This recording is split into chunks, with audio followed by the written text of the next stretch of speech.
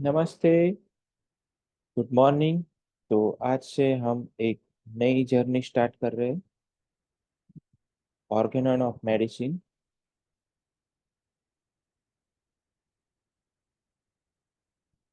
तो चलिए शुरू करते हैं।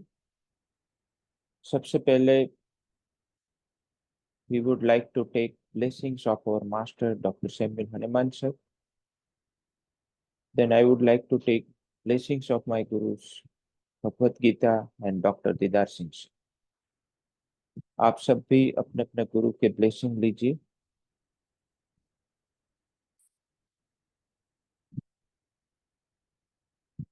Then now we will proceed to our journey. Preface.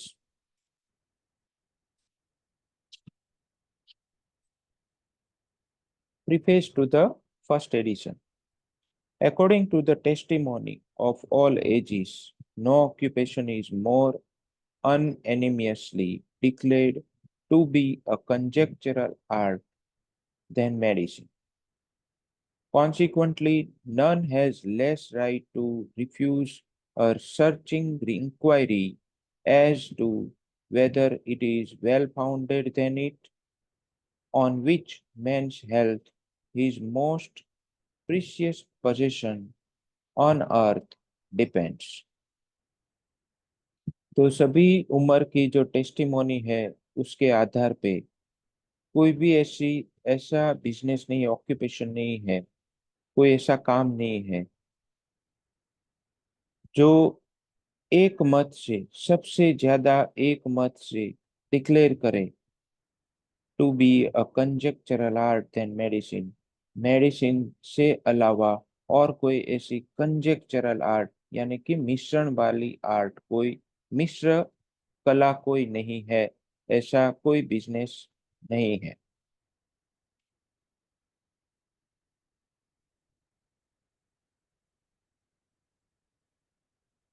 Consequently, उसके परिणाम स्वरूप, none has less right to refuse, किसी के पास ये हक नहीं है to refuse a searching inquiry, क्योंकि मेडिसिन से ज्यादा मिश्र आर्ट और कोई नहीं है।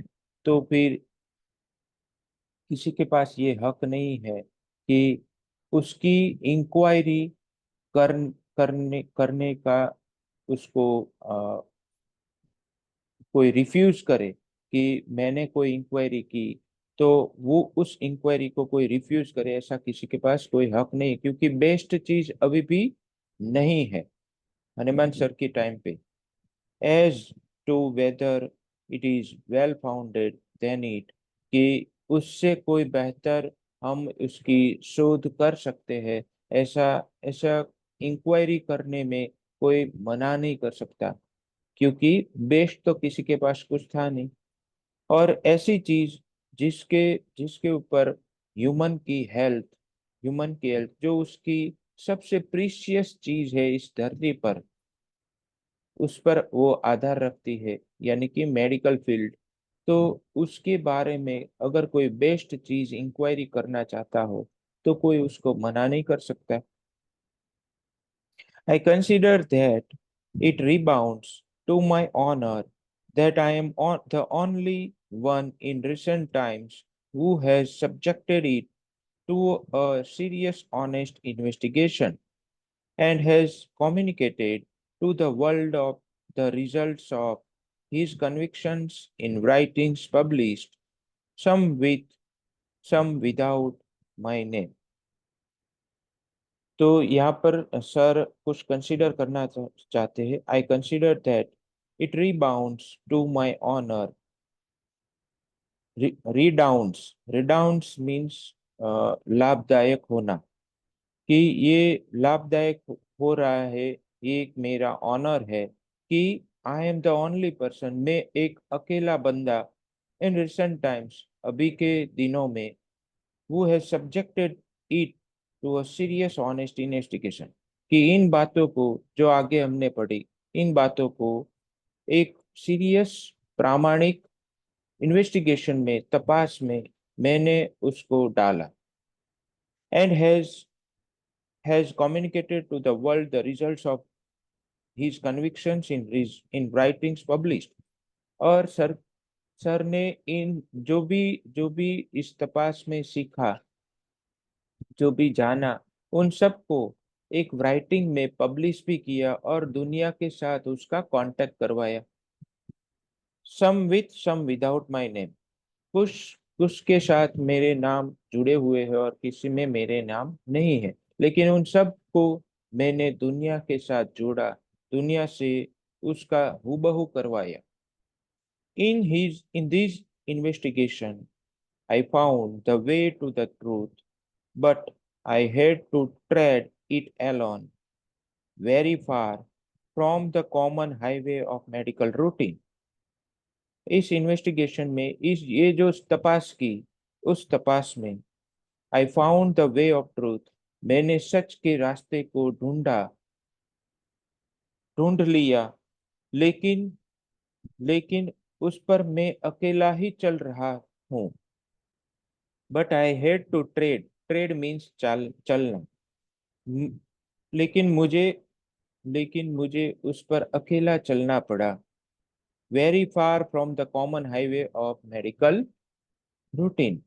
रूटीन का जो कॉमन हाईवे आज भी ऐसा ही कुछ न कुछ अंश पे है, कि आज भी कुछ होम्योपैथी इस रास्ते पर चल रहे हैं कि मेडिकल जो रूटीन है उसके कॉमन हाईवे से काफी दूर ये सच का रास्ता है।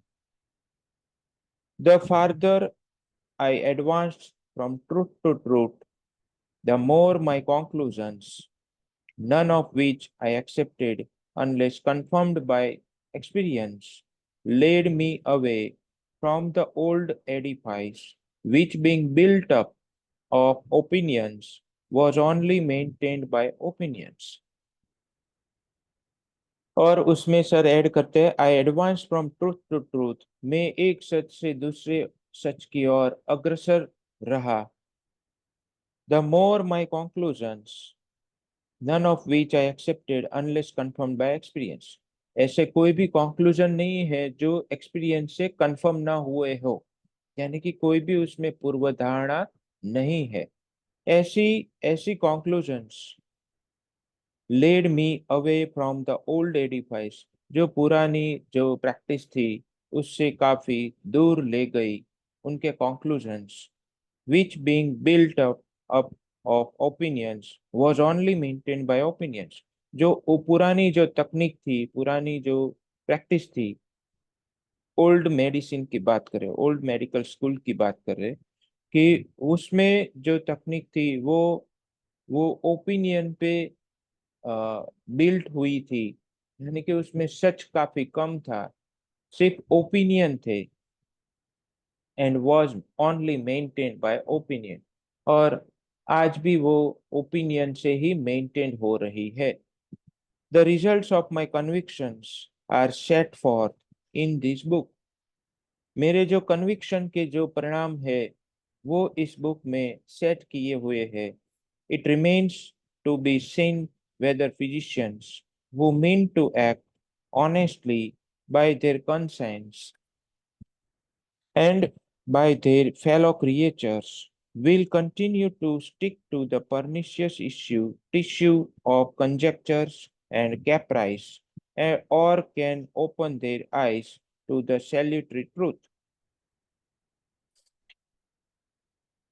ये अब फिजिशियन की पार्ट है कि वो ऑनेस्टली इस सिस्टम के साथ काम करे, या अभी भी आंखें बंद करके अभी भी उस मिश्र की जो कंजेक्चरल आर्ट है उसके साथ, जो परनिशियस पार्ट है, काफी हानिकारक पार्ट है मिश्रण का, उसके साथ जुड़ा रहे और आंखें बंद करके वो प्रैक्टिस करता रहे, या फिर आंखें खोल के ये जो लाभदायक सच का पाथ है उसके साथ जुड़ जाए।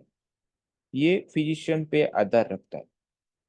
I must warn the reader that indolence, love of ease, and obstinacy preclude effective service at the altar of truth, and only freedom from prejudice and untiring zeal qualify for the most sacred of all human occupations, the practice of the true system of medicine. The physician who enters on his work in the spirit becomes directly assimilated to the divine creator of the world, whose human creatures he helps to preserve and whose approval renders him thrice blessed. तो मैं reader यानी कि हम सबको Warne कर रहे हैं, I must warn the reader that indolence, किसके बारे में हमें वॉर्न कर रहे हैं कि indolence, love of ease and obstinacy preclude effective service at the altar of truth. तो ये जो इंडोलेंस यानी कि आलसीपना, लेजीनेस, और लव ऑफ ईज जिनको आराम पसंद है, अब वो आराम ऐसा नहीं है कि गद्दे पे लेट जाना है, बेड पे लेट जाना है, या चेयर पे, एक आरामदायक चेयर पे बैठे रहना, वो आराम की बात नहीं कर रहे। ये आराम की बात, ये जो इंडोलेंस की बात कर रहे, वो किसके बारे में है कि जिन लोगों को ये लिटरेचर पढ़ना नहीं है, हमने क्रॉनिक डिसीज भी पढ़ा, तो काफी ऐसे प्रैक्टिशनर है जिनको क्रॉनिक डिसीज के बारे में कुछ पता नहीं है, तो उनकी बात कर रहे हैं कि यहाँ मैं रीडर को वार्न करूंगा ही कि इंटॉलरेंस यानी कि आलसीपना, लव ऑफ ईज, आराम का प्रेमी, एंड ऑब्स्टिनेसी जो जिद्दी है कि भाई हमें इतना पता है, हमारी प्रैक्टिस अच्छे से चल रही है, हमें आगे कुछ समझना नहीं है, मैंने ये दूसरी किताबें पढ़ ली है, ये पढ़ लिया, वो पढ़ लिया, अब मुझे ये नहीं पढ़नी। तो ये सब obstinacy, love of ease, indolence, ये क्या करता है, प्रिक्लूड करता है। प्रिक्लूड मीन्स अवरोधना, यानी कि हमें हमारी जो प्रोग्रेस है उसको रोकता है। इफेक्टिव सर्विस कैसे रोकता है, preclude effective service at the altar of truth, सच की जो इफेक्टिव सर्विस है उसको रोक रहा है।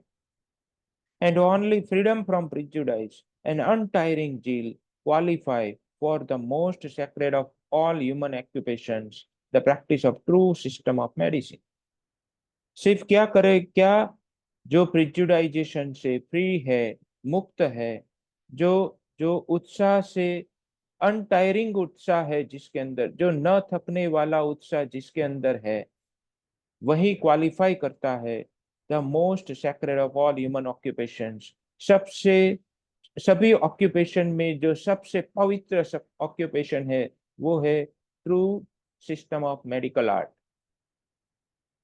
Practice of true system of medicine.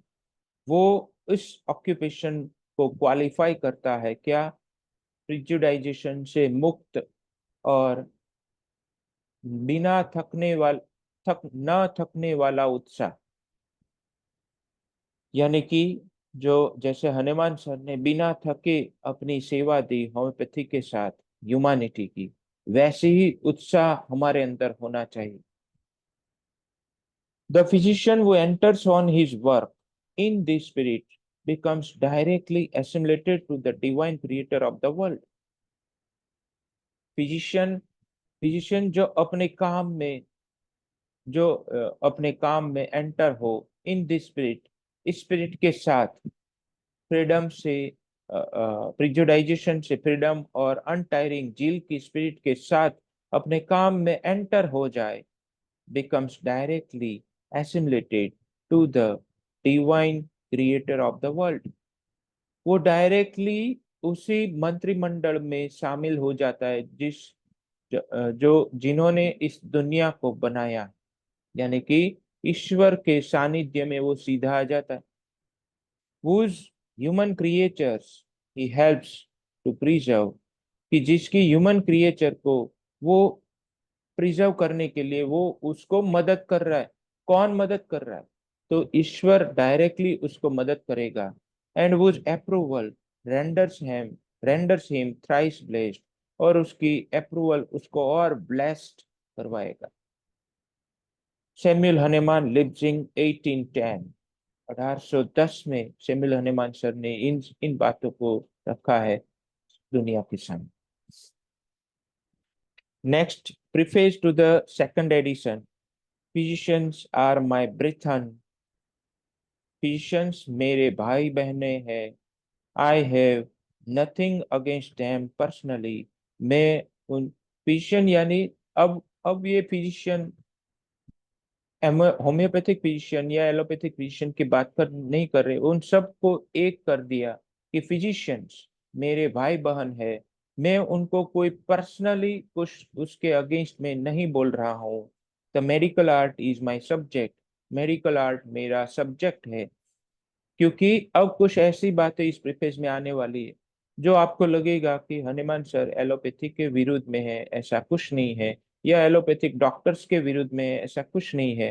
पहले से ही उन्होंने क्लियर कर दिया है कि वो सब सब फिजिशियंस, चाहे एलोपैथिक होम्योपैथिक आयुर्वेदिक, सब फिजिशियन है, वो मेरे भाई बहन है। मैं भी ये कह देता हूँ उसके साथ में कि ये सब मेरे भाई बहन है। मैं किसी को कोई पर्सनली